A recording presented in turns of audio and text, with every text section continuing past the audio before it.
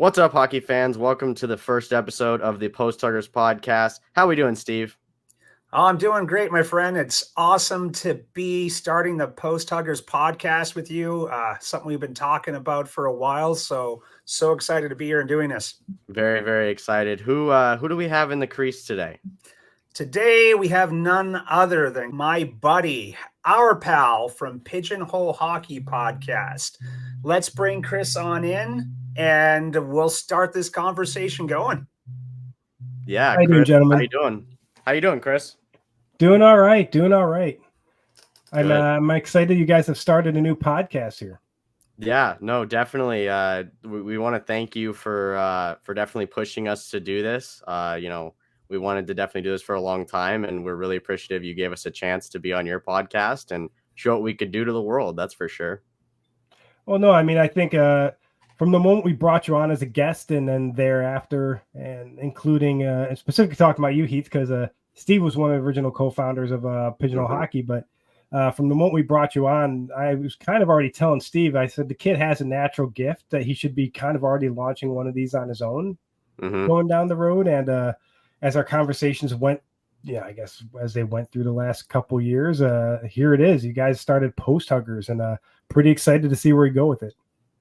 Yeah, definitely. And I really appreciate that. Obviously, you told me that, I think, right after we recorded that first episode of reviewing what's kind of happening with Long Beach and all that kind of stuff. I think right after that, you guys both were like, you have a voice for this. And I was really appreciative of that because it was not the first time that I've heard it, but it's the first time that I heard it from someone that's not right directly in my family. So I really appreciated that.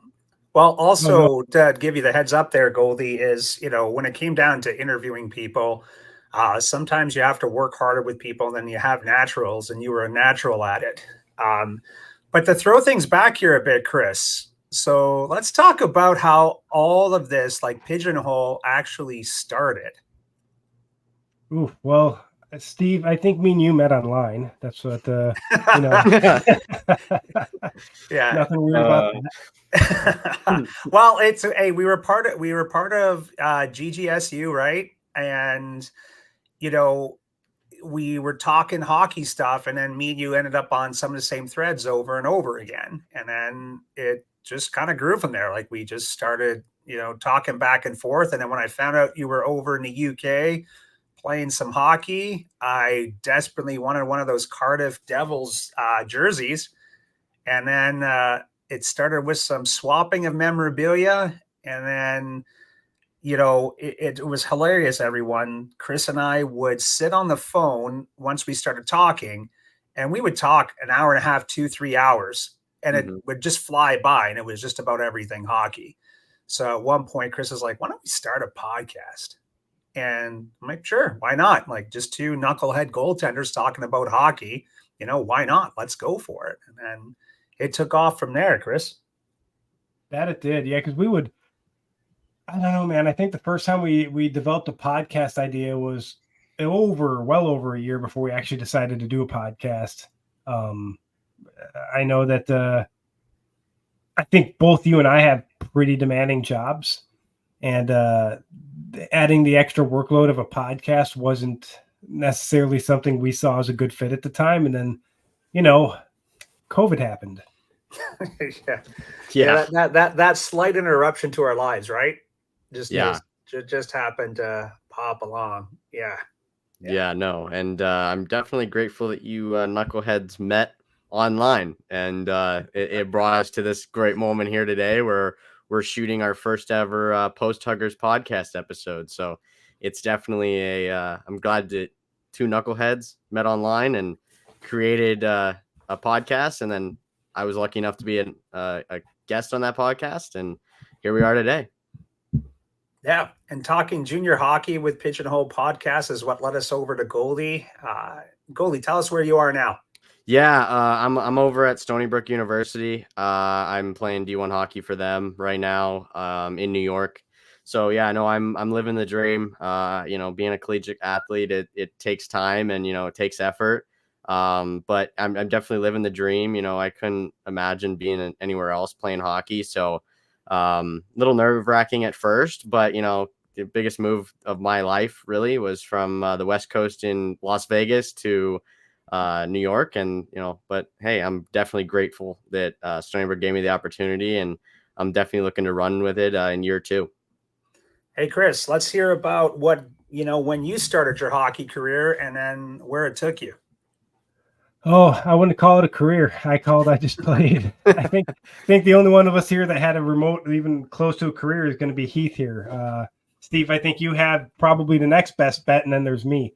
But no, I grew up playing hockey in Buffalo, and mostly just street hockey. Our family wasn't the wealthiest. We didn't get all the opportunity to play a lot of hockey out, but basically in a rink. It was an expensive sport. I couldn't even play out there.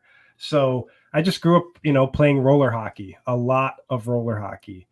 And the second I got the chance at 18 to buy my own equipment, I was living in North Dakota at the time. I bought my own equipment and started playing ice hockey. So it just kind of took off from there, traveled around, and wherever I ended up, I was playing hockey. And, again, got some pretty cool opportunities playing over in England and Germany. At one point while living in Canada, I got to play with some NHLers. So that was fun because I was a rental goalie.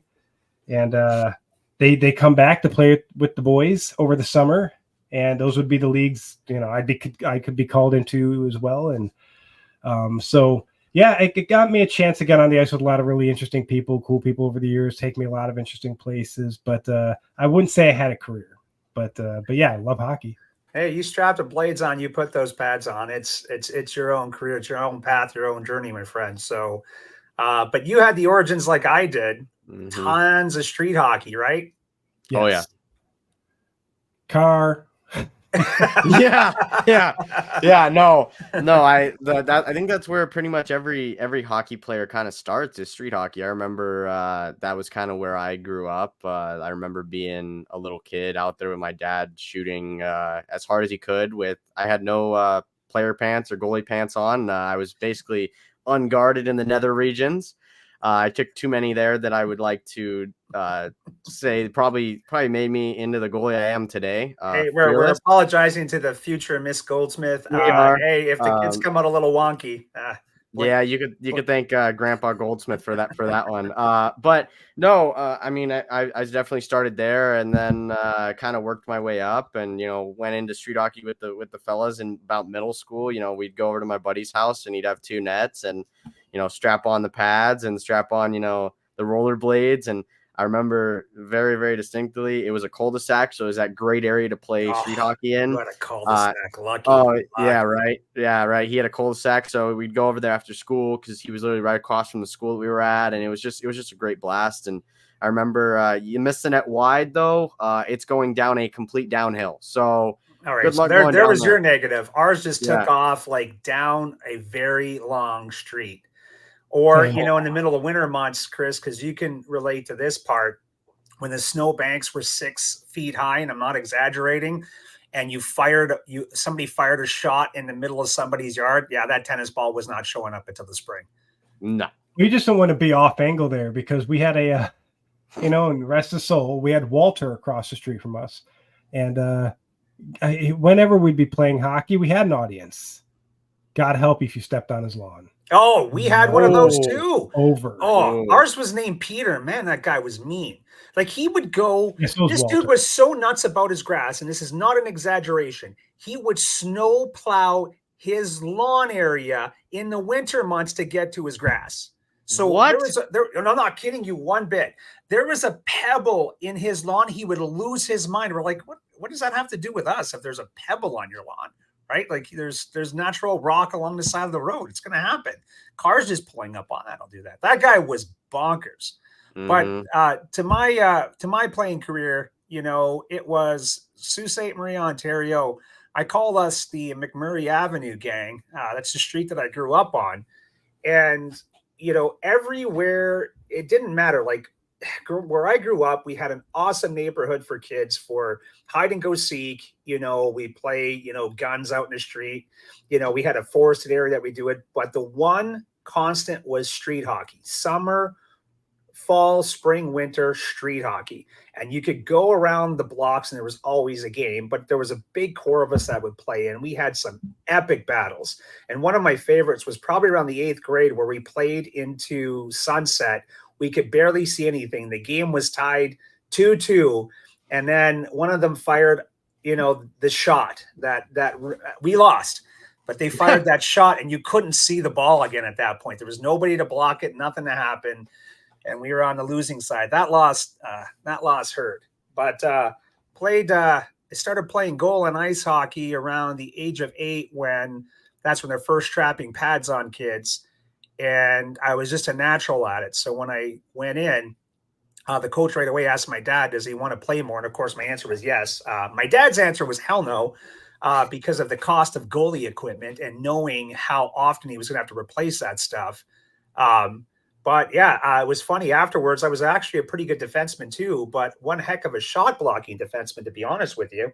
I would drive the other goalies that were getting their chance at net nuts, because I would literally play goal in front of them. I would drop and make pad stack saves with my shin pads. I would use my hand and knock a puck down. So they eventually just threw me between the pipes, and then I, played out from there. In my age group, though, to tell you about my hometown, Sault Ste. Marie, we produced some pretty good hockey players. But in my age group, I was considered a pretty good goaltender up until a guy named Dan Kluche showed up. I was not Dan Kluche's level. He was just so good. And then Marty Turco, was just a year older than me, and he really took off when he hit University of Michigan, right? Like he set records there, and that's what set the stage for him to go. So definitely grew up in a hockey, crazy city, home of the Sioux Greyhounds. So lots of hockey in the Sioux. It was the sport. That's what everybody played. There was, football teams and other stuff in high school, but hockey ruled, and I still think it does there. So with the action heating up on the ice, we're close to crowning a Stanley Cup champion for the 2024 Stanley Cup playoffs. What's hotter than the action on the ice? The DraftKings Sportsbook, an official sports betting partner of the NHL. New to DraftKings? Listen up. New customers can get no sweat bet up to $1,500. Just deposit at least $5 and you'll get a bonus bet back equal to your first bet if it doesn't hit. Download the DraftKings Sportsbook app now and use code THPN. That's code THPN for new customers to get a no sweat bet up to $1,500 if your first bet doesn't hit. Only on DraftKings. The crown is yours. Gambling problem? Call 1-800-GAMBLER, or in West Virginia, visit www.1800gambler.net. In New York, call 877-8-HOPENY or text HOPENY 467369. In Connecticut, help is available for problem gambling. Call 888-789-7777 or visit ccpg.org. Please play responsibly. On behalf of Boot Hill Casino and Resort in Kansas. 21 plus, age varies by jurisdiction. Void in Ontario. One no sweat bet per new customer. Issued as one bonus bet based on amount of initial losing bet. Bonus bets expire 168 hours after issuance. See dkng.co/ice for eligibility. Wagering and deposit restrictions, terms, and responsibly gambling resources. Copyright NHL 2024. All rights reserved. So goalie, back to you. So you've got your next season up and coming. Tell us about your prep and, what you're looking forward to next season. Yeah, I'm looking forward to the great opportunity to play again, be out there with the boys. Last season did not go the way we wanted. I think we had 7 wins on the year. It was the lowest winning season in our history of our team ever. I was grateful enough to get a game last season and get a win. But at the end of the day, we want to be a better hockey team this year. We want to get things done, and we want to make the national tournament again. We've only missed, I think, 3 times out of the last 20 years or something like that. So to miss it last year after missing it the year prior, it was the first time we missed back-to-back tournaments, and that just that left a sour taste in our mouth that we didn't like it. But no, I'm, getting prepped for me. I'm doing lots of yoga. I'm in the gym every day. I'm on the ice at least 2 or 3 times a week. I'm actually skating out here with Feel Good Hockey, who's put on by my buddy Nick Flanders, who, if you're in the Las Vegas area, definitely check him out because he's doing some great coaching over there for kids of all ages. We got some really good skates going on out there. So he used to play for UNLV, so he definitely knows what he's doing and what he's talking about. But no, we're really I'm just in the constant movement of eating well, doing yogas, doing meditations, trying to keep my mind in the right place, my body in the right place, get faster, stronger, bigger, everything that you say in the off season I'm doing. So it's been a crazy off season so far, and adding this podcast to it is just going to make it a little bit more crazy. But it's something that I've wanted to do for a while. That me and you, Steve, we've talked about. We talk about all hockey genres, whether it be college, pro, junior. We we'll be on the phone for an hour and a half talking about salary caps and stuff like that. So we definitely we just said screw it and started this podcast, and I'm definitely grateful for this. That's definitely going to be kind of my motto through this first episode here, is gratitude to both of you guys for doing this. But no, so definitely just getting ready, getting in shape, getting on the ice as much as I physically can, doing my Sense Arena. If you want to sponsor us, go for it. So we're definitely we're rocking and rolling. So yeah, that would be a better sponsor than the Tetley tea bags I brought up on Pigeonhole Hockey last week. Go back and listen to that episode. Yeah, definitely go back. That was a couple weeks ago now at this point, though. Time flies for us old people because my off-season training is getting slower, fatter, and sleeping more. If you can't hear my voice right now, I need the tea. So yes, yeah. Oh, Chris, I'll get you a tea bag, buddy. Don't worry about it.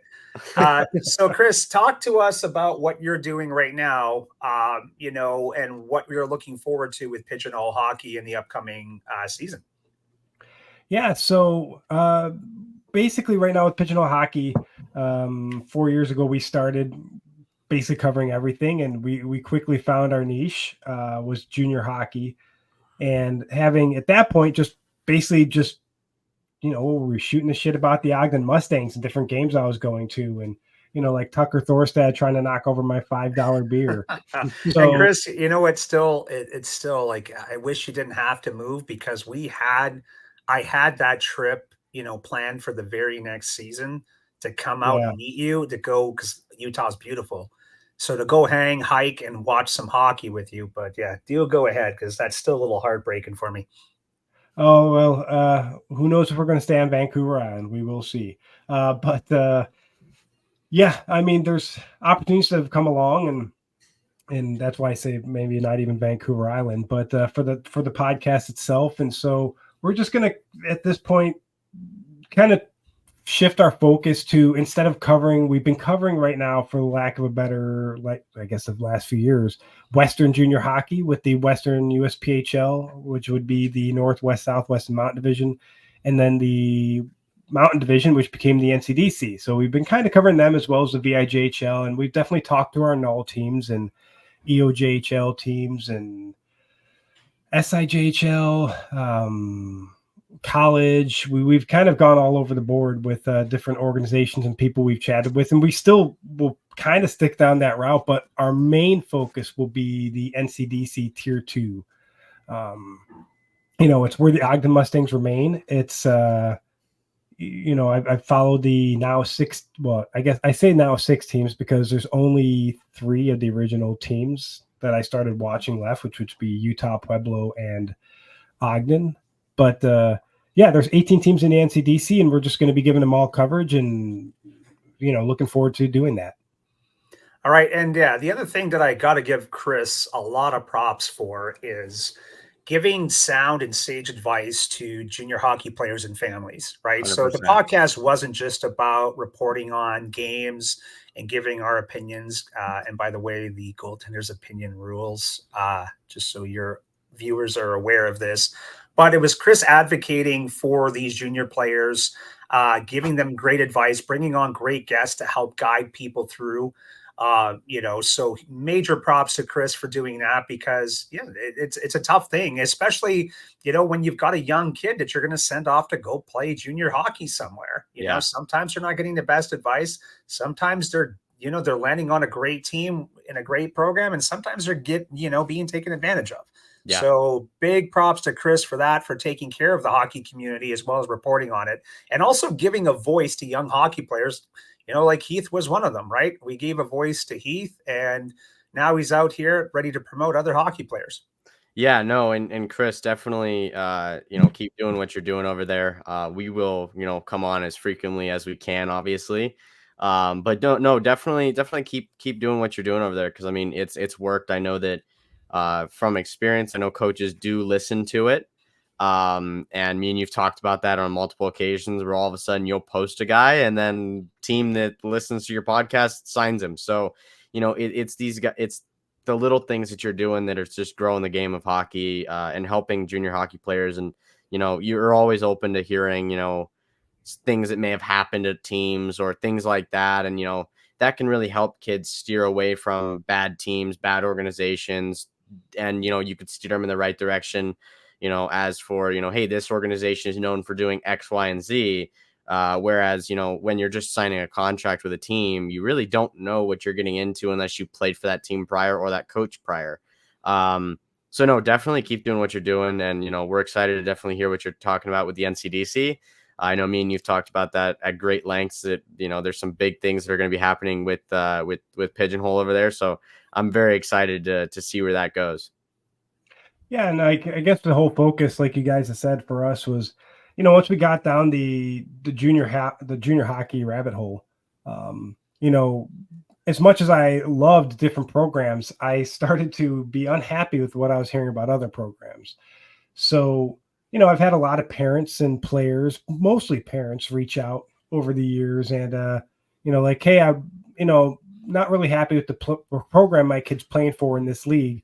Would you recommend this league? I'm like, well, it's not really about the league. It's about the team. Like there might be other programs in that league that are incredible. You kind of have to do your digging. But if you're looking for me to recommend another program, there's, at least a dozen programs that I'm comfortable with recommending. It's a matter of whether or not they need the player of that position.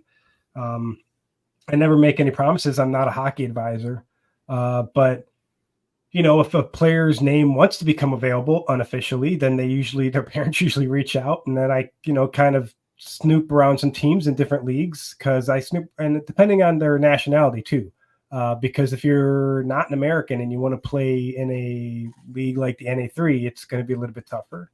Mm-hmm. If you want to play in a Canadian junior league and you're not Canadian, it's going to be a little bit tougher. So it's about the background of the player's nationality and what leagues I can chat with and find the right fit, because I'm not just going to stick them in any program. I'm going to stick them in a program I've heard nothing but good things about. Yeah. Now, again, Chris, appreciate everything you've done, with Goldie and myself, because like I said, during COVID, literally this was therapy for me. I'll talk hockey any day of the week. I joked with Goldie last week. I call my dad and I can make a podcast with my dad, because we jump on the phone and it just goes to hockey. That was, it's in our blood, when we were growing up. So, we love to talk hockey. The other thing, just to let all our listeners know, just like Chris, if you're an aspiring junior player, you're in the junior ranks and you want to get on the podcast, we do have a severe bias for goaltenders. So if you're a goaltender and you want to come in and have an interview, go for it. But also we want to interview university players, semi-pro athletes. And got to say, our big target is NHLer Marc-Andre Fleury. Flower, you are the ultimate post hugger out there, buddy. We need you on this podcast. Yes, we do. And what we'll be covering for our viewers is basically any league you can think of. NHL, we'll be covering a lot of PWHL, ACHA, NCAA. We'll touch junior a little bit. If you have saves that you want to send us, definitely send it to our Instagram, which is Posthuggerspodcast on Instagram. Definitely shoot us those saves over, and we'll review them. And if they're good enough, we'll throw them in a podcast. We're planning on doing some podcasts where We just strictly review video and, look at big time saves and big time goals. More saves than goals, obviously. But we're definitely going to be a little goaltender biased, but, we're looking at all positions, forwards, D, goalies. We'll call it out how we see it. If your defender lets you down, we're going to call them out. So, I mean, definitely send over any clips you have, any NHL clips. If you have any, if you're an NHL fan and you love a save that, Jonathan Quick made, send it. If you love a save that Igor Shesterkin made, send it. You could see my New York Ranger bias right now, but definitely send over saves you think that we should review, and we'll definitely do that. If we don't get back to you, shortly, know that your message will be seen. So definitely shoot those over, if you have them. All right. And to wrap things up here, boys, Goldie, I'm going to be appearing on our podcast with multiple jerseys on. Big shout out to your program right now, buddy. That's Goldie's own jersey I've got on. One of two that were personally autographed for his very first game. Yeah. And Tune and Listen will be dropping I think about 2 podcasts a week, right, Goldie? Yeah. We're about to drop our second one here in a little while. We're going to be talking about some of our faves just to start things out. Yeah. And we've already got a few interviews already lined up. So on behalf of Heath and Steve and our awesome guest, Chris. Ew. I want to thank you for tuning in and getting between the pipes with us today. Yeah, thanks for listening, and enjoy, hockey fans.